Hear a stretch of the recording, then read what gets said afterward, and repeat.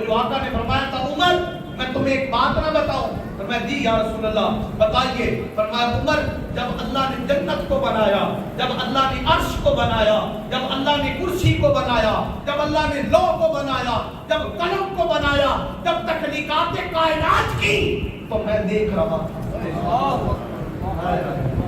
میں دیکھ رہا تھا۔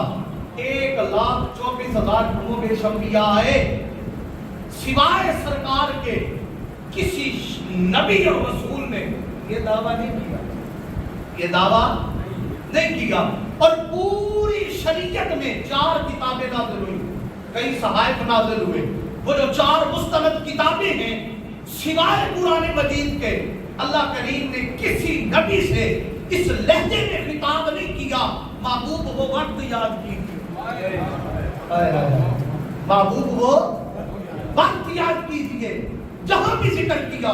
کئی ایسے مقامات ہیں جہاں پہ اللہ پاک نے رب آقا علیہ الصلوۃ والسلام سے خطاب فرمایا اور فرمایا کہ محبوب کو یاد کیجیے، وہ وقت یاد کیجیے۔ وَإِذَا أَخَذَ اللَّهُ مِيثَاقَ النَّبِيِّينَ، محبوب کو وعدہ یاد کیجیے جب میں نبیوں کی روحوں سے عہد لے رہا تھا، نبیوں کی روحوں سے عہد لے رہا تھا۔ جب ابرہہ نے کعبے پہ حملہ کیا تو اللہ تعالیٰ نے کیسا حکم ارشاد فرمایا؟ فرمایا الم تر کیف فعل ربک باصحاب الفیل، سنیا کیا آپ نے نہیں دیکھا تھا کہ میں نے ہاتھی والوں کا کیا حال کیا؟ کیا آپ نے نہیں دیکھا تھا؟ حالانکہ ابھی سرکار کی ظاہری ولادت نہیں ہوئی، ابھی حضور اس دنیا میں تولد ہی نہیں ہوئے، ماں کے پیٹ سے باہر ہی نہیں آئے۔ اعلان نبوت تو چلو بات کی بات صحیح، لیکن ابھی حضور اس دنیا میں ظہور پذیر ہی ظاہرا نہیں ہوئے۔ رب پھر بھی 40 سال کے بعد قرآن نازل کرتا ہے اور فرماتا ہے الم تر کیف، سونے تو نہیں دیکھا، آپ نے نہیں دیکھا تھا؟ اس الم تر کیف کیا آپ نے نہیں دیکھا تھا؟ ہر بات شعور یہ سمجھتا ہے کہ اس کا مطلب یہ ہے کہ جب میں نے ابابیل کو حکم دیا، جب میں نے اس کے منہ میں کنکر رکھا، جب میں نے ہاتھی کو تباہ کیا، جب میں نے کعبے کی حفاظت کی، مصطفیٰ یا میں دیکھ رہا تھا یہاں۔ تیسرا تو تھا ہی کوئی نہیں، تیسرا تو نہ آدم علیہ السلام سے ایسا خطاب کیا، نہ آدم سے عیسیٰ تک کسی نبی سے ایسا خطاب نہیں فرمایا۔ صرف کسی سے اگر یاد ویلے کرواتا رہا، ویلے میں جملہ کہہ رہا ہوں سمجھ آ جائے تو بول پڑنا، ویلے یاد کرواتا رہا، ویلے وقت لمحے وہ گزرے ہوئے لمحات یاد کرواتا رہا کہ سونیا جب میں نے کن کہا تو تو نہیں دیکھ رہا تھا، جب میں نے جنت بنائی تو تو نہیں دیکھ رہا تھا، جب میں نے کرسی بنائی تو پاس نہیں کھڑا تھا، جب میں کن کہہ کے کائنات میں پھولوں کو جنبش دے رہا تھا تو نہیں دیکھ رہا تھا، جب میں نے زمین کو ہمت بخشی تو نہیں دیکھ رہا تھا، جب میں نے پہاڑوں کو نصب کیا تو نہیں دیکھ رہا تھا۔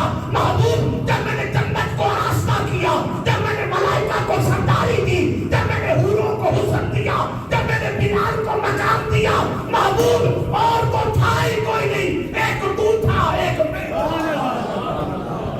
محبوب اور تھا ہی کوئی نہیں، ایک تو تھا ایک آئے ہائے، ایک تو تھا ایک۔ اب میں ایک ذوق کا جملہ کہنے لگا ہوں، پسند آئے تو رکھ لینا، نہ آئے تو چھوڑ جانا۔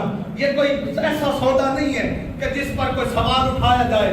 میں تو یوں بھی کہہ سکتا ہوں ہمارا تو یقین ہے کہ جب مصطفیٰ پاس کھڑے ہوں گے رب نے پوچھا نہ ہوگا سونیا جنت کیسی بناؤ، ہائے ہائے ہائے سونیا جنت کیسی بناؤں، محبوب تیرے مدینے کے گلی بازار کیسے بناؤں، محبوب اس پھولوں کو حسن کیسا دوں، ان خوشبوؤں کو رنگت کیسی دوں، ان زبانوں کو مقام کیسا دوں۔ تو پوچھتا ہوگا محبوبہ اب تو بتا، میں بناتا ہوں تو دیکھتا ہے، میں بناتا ہوں اور تو دیکھتا جا۔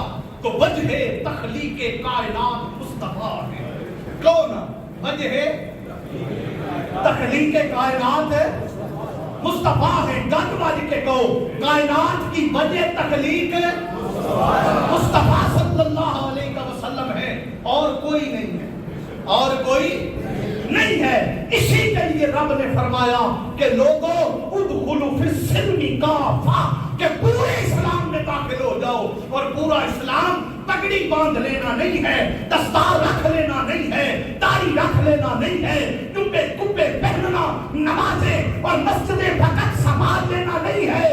ارے اسلام یہ ہے کہ مصطفیٰ نے فرمایا تھا ظالم کے سامنے ڈٹ کے کھڑے ہونا، میرے آقا نے فرمایا تھا مظلوم کی یہاں بننا، میرے آقا نے فرمایا تھا بددیانت کے ساتھ مت کھڑے ہونا، میرے آقا نے فرمایا تھا بیٹی کا حق مت کھانا، میرے آقا نے فرمایا تھا بیوی پہ ظلم مت کرنا، میرے آقا نے فرمایا تھا اس بدو معاشرے میں غلاموں کی عزت کرنا، یتیموں پہ کرم کرنا، رحم کرنا، چھوٹوں پہ شفقت کرنا۔ جو مصطفیٰ کا ہوا اسلام اسی کا ہوا، جو مصطفیٰ کا نہیں اس کا اسلام بھی نہیں ہے۔